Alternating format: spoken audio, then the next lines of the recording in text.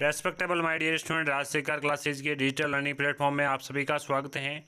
आज के सेशन में अपन जो है यानी जिस प्रकार डेली अपन करंट अफेयर्स की जो सीरीज़ कर रहे हैं राजस्थान पुलिस कांस्टेबल 2022-2022 की वैकेंसी के लिए पूरी डेडिकेटेड सीरीज है।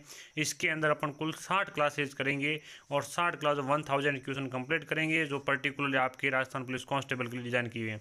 पहला क्वेश्चन है, किस शहर ने देश में सर्वश्रेष्ठ सार्वजनिक परिवहन प्रणाली का पुरस्कार जीता है?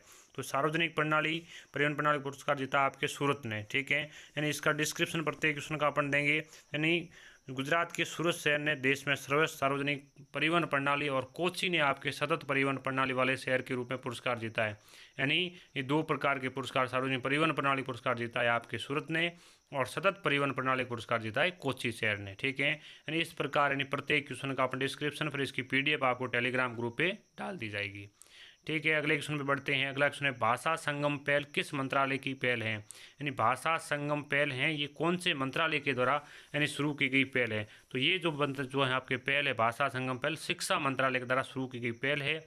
और ये पहल इस प्रकार है कि यानी इसका जो है भाषा संगम जो आपके पहल है, इस पहल के अंदर शिक्षा मंत्रालय जो है राष्ट्रीय एकता दिवस जो है यानी जिस प्रकार अपन डिस्कस किया था, यानी एकता दिवस था 31 अक्टूबर को। इस एकता दिवस के अवसर पर भारत श्रेष्ठ यानी एक भारत श्रेष्ठ भारत कार्यक्रम तहत भाषा संगम पहल की शुरुआत की है।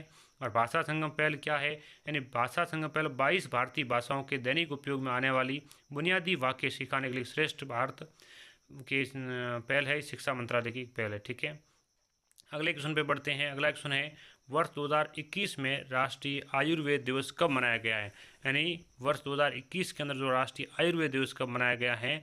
तो आयुर्वेद दिवस आपके 2 नवंबर को मनाया गया है। तो ये जो भी क्वेश्चन अपन डिस्कस कर रहे हैं ये सभी के सभी क्वेश्चन आपके यानी प्रत्येक टॉपिक से लिए गए हैं। यानी 2 नवंबर 2021 को संपूर्ण भारत में 6ठा राष्ट्रीय आयुर्वेद दिवस मनाया गया है। भारत में प्रत्येक वर्ष कब मनाया जाता है? धन्वंतरि जयंती को। धन्वंतरि जयंती के अवसर पर यानी राष्ट्रीय आयुर्वेद दिवस मनाया जाता है जिसकी शुरुआत 2016 में आयुष मंत्रालय द्वारा की गई थी। ठीक है, और इस प्रकार जो है ये जो मैंने क्वेश्चन का कलेक्शन किया है इसमें गेम है जो आपके ये क्वेश्चन आपके डेव डेट वाला होता है, सभी प्रकार के क्वेश्चन होते हैं यानी करंट के हिसाब से इसमें इंक्लूड किए गए हैं। वर्ष 2021 के बुकर पुरस्कार से किसे सम्मानित किया गया था? तो 2021 का जो बुकर पुरस्कार है वो यानी डेमोन गैलकट को मिला है। यानी डेमोन गैलकट को। ये जो आपके हैं यानी ये क्वेश्चन जो हैं ये पूरे के पूरे आपके डिज़ाइन मैंने किए हैं वो आपके इंटरनेशनल हैं, राजस्थान के हैं, इंडिया के सभी के करंट अफेयर्स गेम वगैरह सब के साथ में। यानी दक्षिण अफ्रीका के उपन्यासकार हैं डोमेन गैलकट, इसको ये जो हैं इनकी जो उपन्यास था द प्रॉमिस उसके लिए बुकर पुरस्कार सम्मानित किया गया है। बुकर पुरस्कार अंग्रेजी साहित्य का प्रतिष्ठित पुरस्कार है बुकर पुरस्कार, और अंग्रेजी उपन्यास के सर्वोत्तम अंग्रेजी उपन्यास को दिया जाता है। इसका प्रकाशन आपके यूनाइटेड किंगडम UK या आयरलैंड में होता है। ठीक है, और इसकी जो शुरुआत है 1969 में की गई थी। ठीक है, इस प्रकार जो हैं अगले क्वेश्चन पे आते हैं। जन सेवक नामक योजना की शुरुआत किस राज्य ने की है? जन सेवक नामक जो योजना है इसकी शुरुआत किस राज्य के द्वारा की गई है? तो ये योजना आपके कर्नाटक राज्य के द्वारा शुरू की गई है। और इस प्रकार इसकी जो है योजना से संबंधित जो भी क्वेश्चन होते हैं उनको अपन डिस्कस करते हैं। कर्नाटक के मुख्यमंत्री जो हैं कर्नाटक के मुख्यमंत्री ने नागरिकों को 58 सरकारी सेवाएं तक पहुँच प्रदान करने के लिए जन सेवक नामक योजना शुरू की है।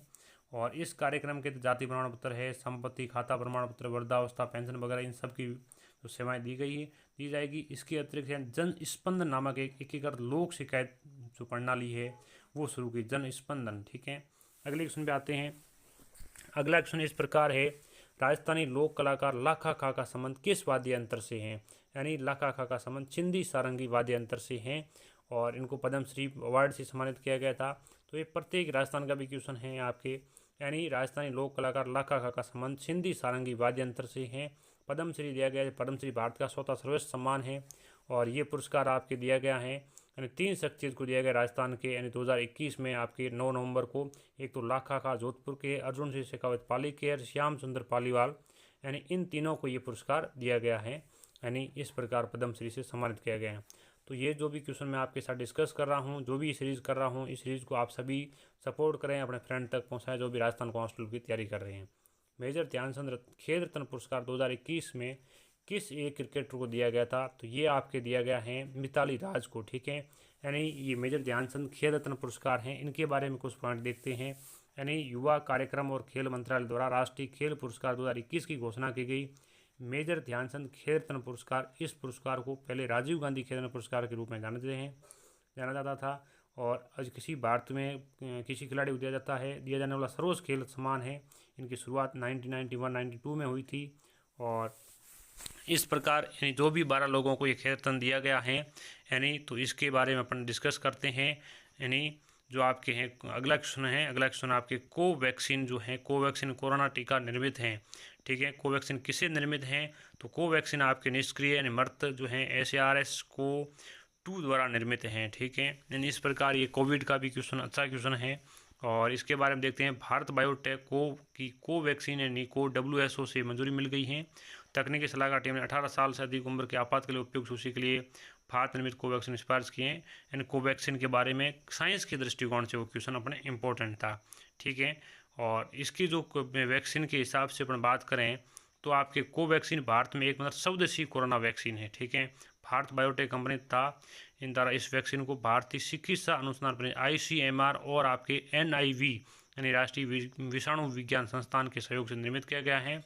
और ये निष्क्रिय यानी मृत SARS और CoV-2 द्वारा निर्मित हैं, ठीक है। ये निष्क्रिय टीका है, रोग पैदा करने वाले सूक्ष्म जीवों को निष्क्रिय कर विकसित किया जाता है, ठीक है। इस प्रकार जो है अपन जो भी क्वेश्चन करें साइंस के दृष्टिकोण से भी कोई इंपॉर्टेंट क्वेश्चन को अपन इंक्लूड कर रहे हैं साथ में, ठीक है। अगला क्वेश्चन है, हाल ही में किसे शांति एवं अहिंसा निदेशालय के निदेशक पद पर नियुक्त किया गया है। यानी इन अहिंसा एवं शांति एवं अहिंसा निदेशालय के निदेशक के पद पर नियुक्त किया गया है मनीष कुमार शर्मा जी को, ठीक है।